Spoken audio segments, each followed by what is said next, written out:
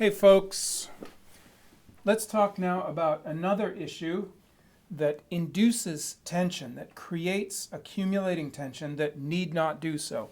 We don't need to have this tension we're fighting against, and that is the issue of isolation versus rotation.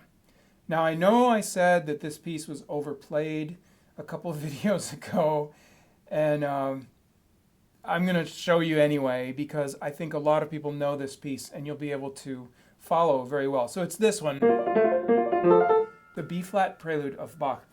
And what we have in the right hand is a very simple motion that has a lower note, an upper note, and then a lower note. And then, by the way,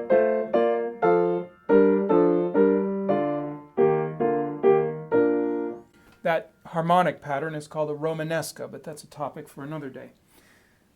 Now, whenever you have notes that rock back and forth, one's lower, then one's higher, then lower, that is a obvious and natural place to use a rotational gesture where the movement of the forearm contributes quite a bit of the motion. And now that I've done this for a long time and played this way, it's very obvious that it's correct. However, again, working with students who have not learned this, it's surprising how non-intuitive it can really seem. Like you really have to show them for them to get it. Sometimes what you'll see them do, no kidding, I've watched this many times. I hope my left hand's not in the way too much, but you will see them play like this. Sorry, not like that.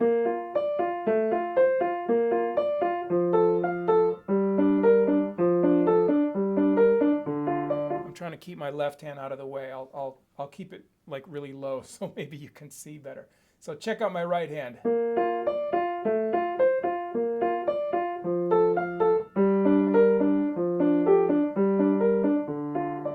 So what you're seeing here is that the platform of my hand, the palm of my hand remains stationary in the air, and the fingers sort of stab down individually to do their jobs, like this. There it is. All right, it's kind of ugly.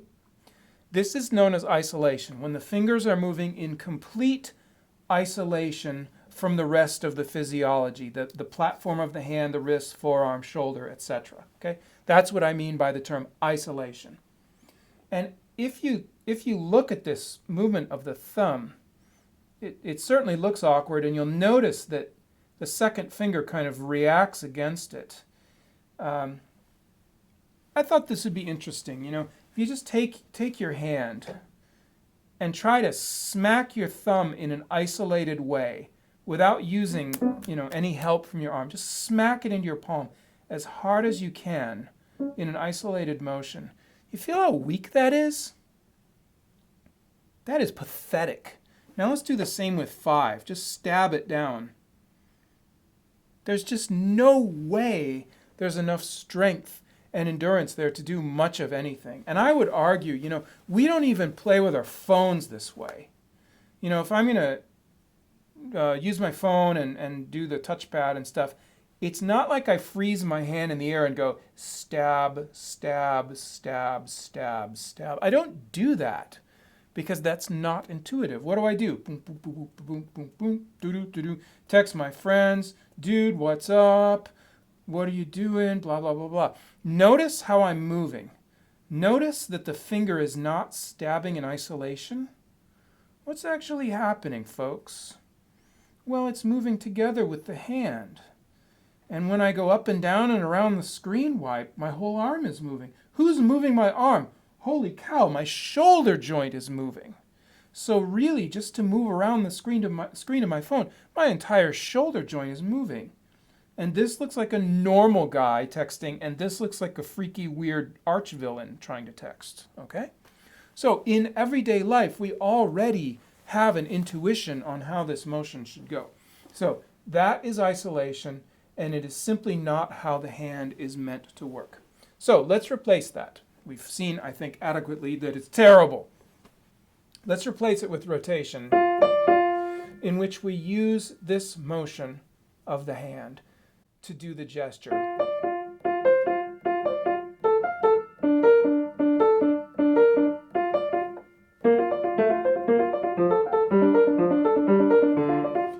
Now, sometimes people criticize rotation and they say, well, you can't play the piano by flopping around. No, of course you can't. That's ridiculous. The muscles of the hand still need to maintain structure, because without that structure, you don't have a shape, you're just a blob. There is some motion of the fingers. Sure, of course, they're free to move. They might move laterally a little bit. They might make adjustments like that. Of course. The point is that they're not solely responsible for all the motion and power. Much of the power is coming from the larger muscles when we play this way. So, and the musicians of the 18th century understood this. This pattern is one of the most common you will see in almost anywhere, They just use this all the time. I think it actually needs a name. I would name it the umpadita, because it goes umpadita, umpadita, umpadita, umpadita. But that doesn't sound very scholarly, so I have to give that some more thought. A couple more things about rotation. The phrasing, like where the strong note is flexible. Rotation is ambidextrous. So here, that's the strongest note. Then this one's weak. Then that one's a little bit stronger, right? So it's umpadita, umpadita, umpadita. And the hand and the arm and shoulder are quite capable of playing weak, strong, weak. They can easily play that phrasing. And we could do it the other way. That's fun. A little bit of a mind bender.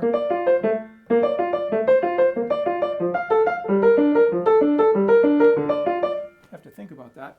But you hear, I can also phrase to the inside of the hand or the outside of the hand. That's what's so beautiful about rotation. Another area where rotation is so important is the Alberti bass, which is ubiquitous in galant music from the later 18th century through the earlier 19th century. So Mozart, Hummel, J.C. Bach, C.P.E. Bach, Lully, there's just millions of them, okay? So let's take this piece. And again, we often see students freezing the platform of the hand and striking in isolation. Like that. You do that enough and it will feel normal, and it will be hard not to do it that way. That's the scary thing about our minds, is that we are teachable. We are impressionable, and anything you do every day will get written on the hard drive of your mind. And you'll have a little trouble erasing it and replacing it. It can be done, but it'll take some work. So the Alberti is just a beautiful, simple rotation. This way, this way, this way.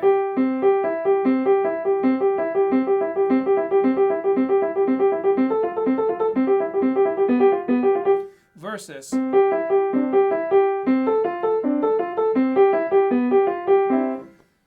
one little side note about Alberti's, it really depends on the key and the geography of the keyboard. But if you take C major, for example, for most hands, 4-2-1 fits better than 5-3-1. 4-2-1 is a slightly better fit. For smaller children, maybe not. But really, from like the early teen years on up, you ought to consider 4-2-1, because your hand is not on absolutely straight. Your hands are slightly outward. And when you recognize that and do 4-2-1, you realize 5-3-1 is just slightly cramped right through here. So now if you go to this, the typical 4 chord, that's 5-2-1, and that would be 5-2-1 as well. B flat, same thing. A major, same thing. So for a lot of the close-spaced root position triads, 4 in the bass is actually good. So I hope it's obvious to you that the rotational gesture is the underlying driving force of the Alberti and for these other gestures. Yes, the muscles of the hand are involved. Yes, the fingers make small adjusting movements, but 75, 80, 85% of the motion and the energy comes from the rotational gesture. And these composers knew that. That's why they wrote so many of these passages like this. Even on the lighter, small keyboards of the clavichord, harpsichord, and so on, even there they could feel that it was better. So I think that's very telling that these great musicians understood that. So isolation in these patterns will accumulate tension that you will then have to fight against or dissipate. Rotation will not accumulate the tension, but allow you to move far more freely and in accordance with the physiological way that your body is designed. I hope that's helpful. We'll have one more conversation on this topic of tension, and we'll see you then. Take care. Bye.